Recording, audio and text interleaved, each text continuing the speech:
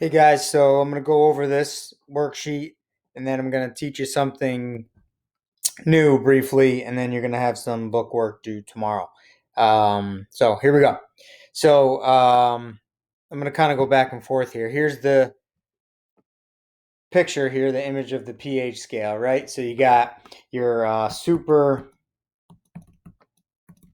acid down here, not super, but pH 0 is the most acidic, 14 the most basic. Obviously, pH 7 is neutral, which is water. And at that point, your H pluses will equal your OH minuses, right? So these brackets represent concentration.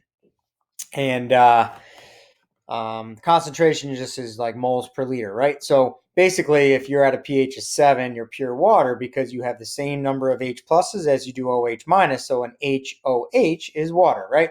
Whereas over here, for the acid, your H pluses are greater than your OH minus, and your H pluses over here are less than OH minus, right? So hopefully you're kind of grasping that. And another thing I wanted to throw out here is that an H plus is the same thing as an H3O plus ion. And we talked about that before because when H pluses are released in water, and that's what acids do, they release H pluses. And there's no other positive ions, just H pluses. Those H pluses combine with water frequently to form the hydronium ion.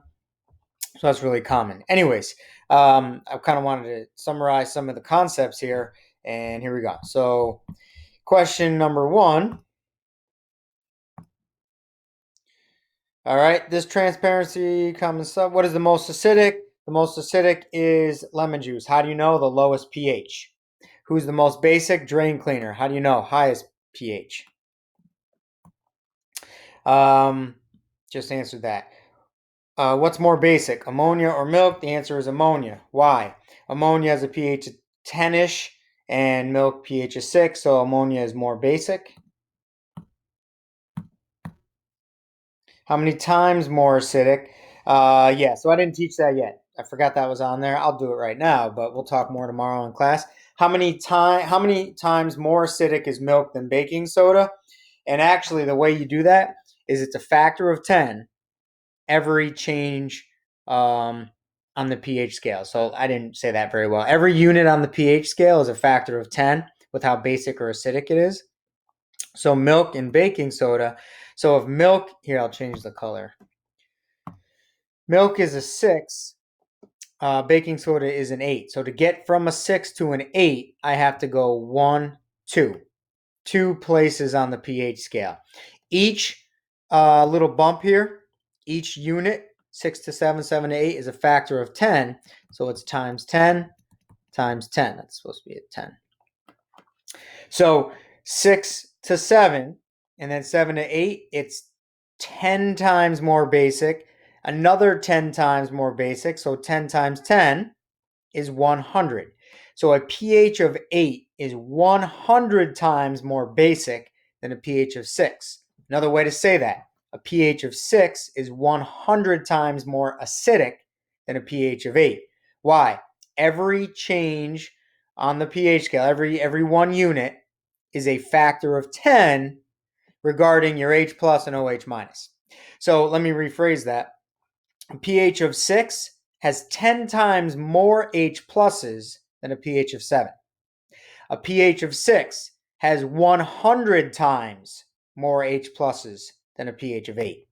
Therefore, a pH of 6 is 100 times more acidic, and in reverse, a pH of 8 is 100 times more basic. So depending on which way you're going and how you describe it, you can kind of say it either way. In other words, a 6 is 100 times more acidic than 8, or you could say a 6 is 100 times less basic than 8, right? It depends on how you word it. But basically, as you go up the scale, you get more basic by a factor of 10 each time. As you go down the scale, you get more acidic by a factor of 10 each unit. Okay, we'll talk more about that in class tomorrow. All right, what would happen to the pH of lemon juice if you add ammonia? It would increase. We did that yesterday. If I took ammonia and I added it to the lemon juice, so if this is a 10 and this is a 1, it would be somewhere between a 10 and a 1. Let's say it increases to a 5. So if I add ammonia to the lemon juice, the pH will increase of the lemon juice. What would happen to the pH of water? It would go up. If I took 1 drop of ammonia and added it to 7 water, it would go up slightly, probably only a little tiny bit. It'd be just above 7, but it would go up.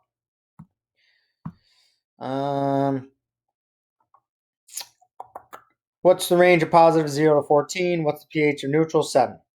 There you go. What is the hydronium ion concentration or hydrogen ion of vinegar? So I did teach that yesterday briefly at the end. Here's how we do that. We look up the pH of vinegar. Ooh, I don't have this. So the pH of vinegar, I'll write it on here. So where am I? Right here, 4. So if the pH is 4, that means my H plus concentration is 1 times 10 to the negative 4 moles per liter, capital M. That's the answer to that question. Or you can write it this way, H3O plus concentration. Those two ions are the same. That's the hydronium concentration. That's the H plus, 1 times 10 to the negative 4. Why? pH is 4, so it's always 1 times 10 to the negative, always. That's always for all of these. The pH is the exponent, negative exponent, negative 4. Or you could write that this way, 0.1231. Either way. Now, what is the H plus of baking soda? Now, I didn't teach that, so I'm going to skip that for now. I'll talk about it tomorrow. What is the H plus of baking soda? Same method.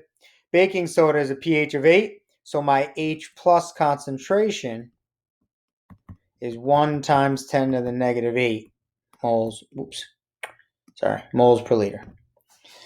Right, so a pH of 4 is 1 times 10 to the negative 4. pH of 8, 1 times 10 to the negative 8. This helps understand this factor of 10. This here is 4 factors of 10 smaller than here. All right? Negative 4 is 4 and 8. There's a difference of 4, right? So this is a factor of 10, 4 factors of 10 smaller, right? Because this has 3 zeros and a 1. This would have 7 zeros and a 1. So another way to say it, this is 4 decimal places smaller. This is 4 decimal places bigger. What does that mean in the world of decimal places and factors? It's a factor of 10. So it would be times 10 times 10 times 10, right? So 10 times 10 times 10 times 10. 10 times 10 is 100, times 10 is 1,000, times 10, what is that? 10,000. So pH of 4 is 10,000 times, wait, am I doing that right? Yeah, 10,000 times more acidic. pH of 4 is 10,000 times more acidic than a pH of 8. And I'll talk more about that tomorrow. Okay. I'm going to show you something briefly here. How much time do I have?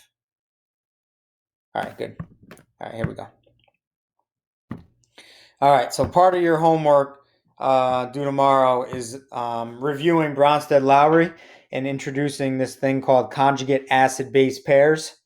I'm going to just do one example with you, and in the book there's more examples, so you can look that up.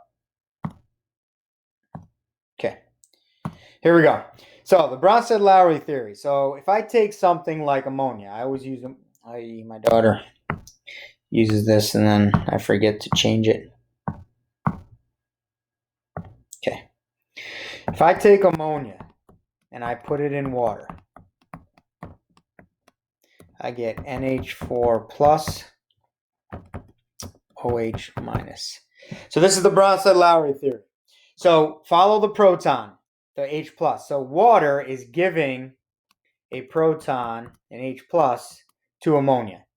Because water is getting rid of it, that makes water the acid. Because ammonia is accepting it, it is the base. This is nothing new. On the product side, remember this is reversible. Now follow the proton. Keep your eye on the proton. If I want the NH4 plus and the OH minus to turn back into NH3 and H2O, that H plus that NH3 just gained, it's right here, has to lose it.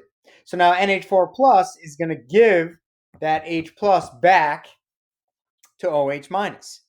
Because if you give it back, now OH minus and an H plus makes HOH, which is water. NH4 plus loses the H plus, what's left? NH3.